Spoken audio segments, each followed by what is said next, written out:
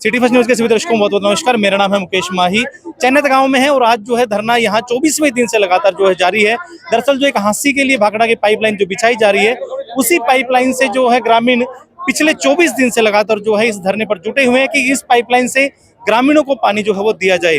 लगातार जो है राजनीतिक पार्टियों के नेता यहाँ पहुंच रहे थे, लेकिन आज जो है कांग्रेस के जो सांसद जो है दीपेंद्र हुड्डा, उनके साथ में कई और जो जसी पेटवाड़ और चंद्र प्रकाश एमएलए जो सभी जो पहुंचे और बड़े जो यहाँ जमावड़ा रहा। अगर आप यहाँ अभी भी अगर आप देखेंगे तो तादाद जो है वो दिन प्रतिदिन जो है यहाँ बढ़ती जा रही है, क्योंकि महिलाओं की, माताओं बहनों की भी तादाद जो है अच्छी खासी है।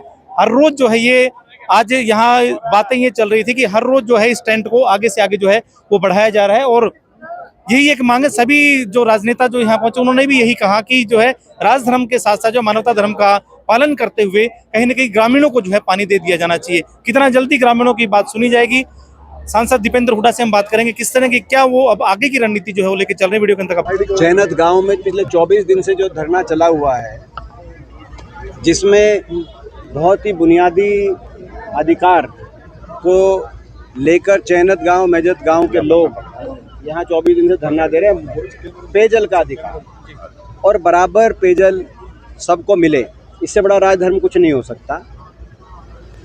और आपने देखा कि सारे ग्रामीण, सारे धरना संचालकों ने और जिन्होंने बोला, सबने एक ही बात की कि हमें बहुत बेहद खुशी है कि पानी हांसी शहर में जो जा रहा है, क्योंकि सरकार ने इसको, सरकार के नुमाइंदों ने इसको, इसमें भी राजनीति करने का प्रयास किया है और गांव और शहर की बात करी है। जबकि धरने में सबने कहा कि हमें बड़ी खुशी है कि हांसी में भी जाए और साथ में मगर गांव में भी मिले, क्योंकि गांव में इतनी समस्या है। चैनत गांव में आप लोग खुद जानते हैं, आप लोग तो स्थानीय पत्रकार हैं, आप लोग आते रहे हैं, पहले भी पानी की समस्या को लेकर चैनत गांव कई बार सुर्खियों में आया है।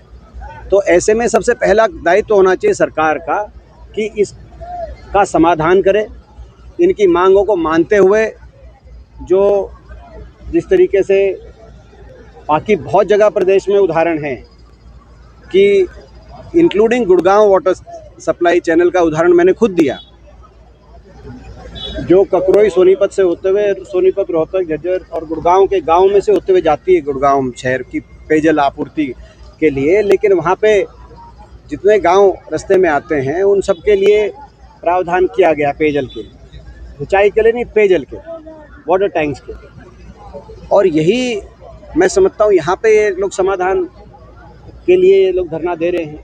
तो जब वहाँ हो सकता है, बाकी जगह भी पूरे प्रदेश में बहुत से उदाहरण है। चंद्र प्रकाश जी ने भी उदाहरण दिया, इनके क्षेत्र में भी, नलवा में भी है, अम्बाला में भी है। तो ये इन बातों को देखते हुए सरकार, देखो कितनी लेडीज़ हैं, आप देखो ये माताएं बहनें जो हैं, ये आपकी और हमारी माताएं बहनें कितनी बड़ी संख्या में, कितनी दुखी होंगी जो इतनी बड़ी संख्या में यहाँ बैठी हैं।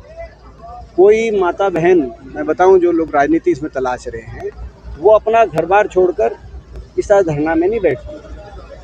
तो इंसानी हक मांग रहे हैं और इंसानी धर्म का पालन किया जाए सरकार द्वारा, राजधर्म का पालन किया जाए, इनकी मांगों को माना जाए। अगर ये नहीं मानेगी सरकार, समाधान नहीं देगी, तो हम लोकसभा और विधानसभा तक भी चैनत गाँव की आवाज़ को उठाने का कार्य करेंगे।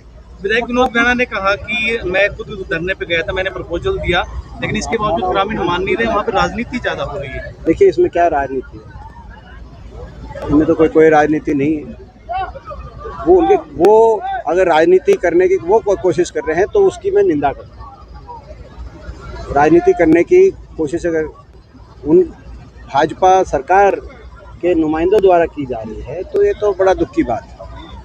यहाँ तो ये तो ग्रामीण है, इनमें से ये तो 36 बिरादरी के लोग बैठे हैं, इसमें क्या हो सकता है। और हांसी, जहाँ तक शहर की बात है, आपको याद होगा हांसी शहर में पानी की कितनी किल्लत थी और प्रदेश में सबसे बड़ी डिग्गी, सबसे बड़ा वाटर टैंक,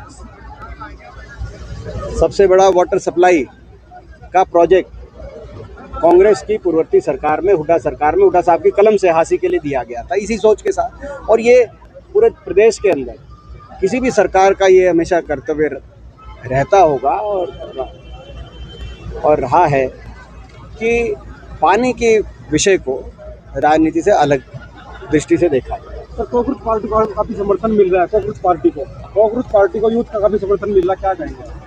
देखिए ऐसा है, मिल रहा है कि नहीं मिल रहा है उसका तो क्या पैमाना है, लेकिन उन्होंने जो मैंने एक बात कही थी कॉकरोच पार्टी के लिए कि जो विषय उन्होंने उठाए हैं वो ठीक विषय उठाए हैं। उनका जिन विषयों को लेकर आज भारतीय जनता पार्टी की सरकार में युवाओं में सरकार के प्रति आक्रोश है, उन विषयों को उन्होंने उठाया है, जिसका मैं भी उनके विषयों का समर्थन कर रहा हूँ।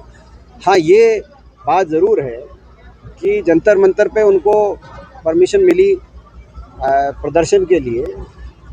अच्छी बात है, प्रदर्शन के लिए परमिशन मिली और उन्होंने उठाए वो विषय। हमें वो परमिशन नहीं मिल रही, ना किसान आंदोलन में मिली, ना कांग्रेस पार्टी को मिली, ना युवा कांग्रेस को मिली, ना वहाँ पे महिला जो हमारी रेसलर्स थी उनको भी जंतर मंतर से उठा दिया गया था, तो वहाँ पे परमिशन नहीं मिल रही। ये कॉकरोच पार्टी को परमिशन मिली, अच्छी बात है, लेकिन सरकार राजधर्म निभाए, हमें भी परमिशन दे, हम भी जंतर मंतर में जाके ताकि हम उठा सके। और यहाँ तक कि हमें तो कुरुक्षेत्र में ही नहीं मिली। धरने की कमेटी हम जो युवा कांग्रेस का, आप जंतर मंतर छोड़ो। दीपेंद्र जी, कल आपके ऊपर पानी की बौछार की गई थी, टारगेट के आप जनता के प्रतिनिधि हो, कहीं ना कहीं शर्मसार तस्वीरें कुरुक्षेत्र से देखने को मिली, क्या कहना चाहोगे? देखिए, ये जो मैं समझता हूँ ये ठीक नहीं है, जो कुरुक्षेत्र के अंदर जिस तरह का बर्ताव सरकार का रहा। एक प्रजातंत्र है और प्रजातंत्र में हमारा अधिकार है जनता की आवाज़ उठाएं। जब हरियाणा के नौजवानों को हरियाणा की नौकरियों में जब स्थान नहीं मिलेगा लिस्टों में, और नीट के एक के बाद एक पेपर लीक होंगे, ये खर्चा पर्चा सरकार साबित हो जाएगी। खर्चा करो और पर्चा आउट करो, इतने पेपर लीक हो गए, पूरे देश में आज आक्रोश है। इसको लेके हम कुरुक्षेत्र प्रदर्शन कर रहे हैं। लेकिन कुरुक्षेत्र प्रदर्शन में जिस तरीके से चयनित करके मुझे निशाने पे रखा गया, मुझे अपमानित करने का, प्रताड़ित करने का प्रयास किया गया, मैं समझता हूँ कि प्रजातंत्र में इस तरह का व्यवहार नहीं होना चाहिए। अपने कोई हम क्या दुश्मन नहीं होते प्रजातंत्र में, अपने हम प्रतिद्वंदी हैं, हम दूसरी विचारधारा के हैं, तो इस तरह से नहीं किया जाना चाहिए। वहाँ पे कह रहे थे धरने पे, आपने देखा होगा कि पीछे आ रहे थे कि भाई ऊपर से आदेश है, वो उनकी ऑडियो चल रही हैं जो कहीं पुलिस की बहती है भाई इसकी छाती में मारो। तो ये कोई बात नहीं, मैं इस चीज़ों में नहीं परवाह करता, लेकिन बात ये कि प्रजातंत्र में मैं निशाने पे नहीं था, निशाने पे देश का प्रजातंत्र था, निशाने पे हर वो युवा था जिनकी हम आवाज़ उठा रहे थे। तो ये मैं समझता हूँ कि मगर ये इन ऐसे निशाने पे लेने से कोई हम एक कदम को पीछे हटा लेंगे जो है ये संभव नहीं है। ऐसा है कि हमारी सच्चाई ईमानदारी की लड़ाई है और शराफत से लड़ाई हम लड़ते हैं, लेकिन शराफत में ताकत होती है। सर, SIR को लेकर काफी वोट काटे गए हरियाणा में, आप आंदोलन की बात भी कर रहे हैं, किस तरह का आंदोलन रहेगा?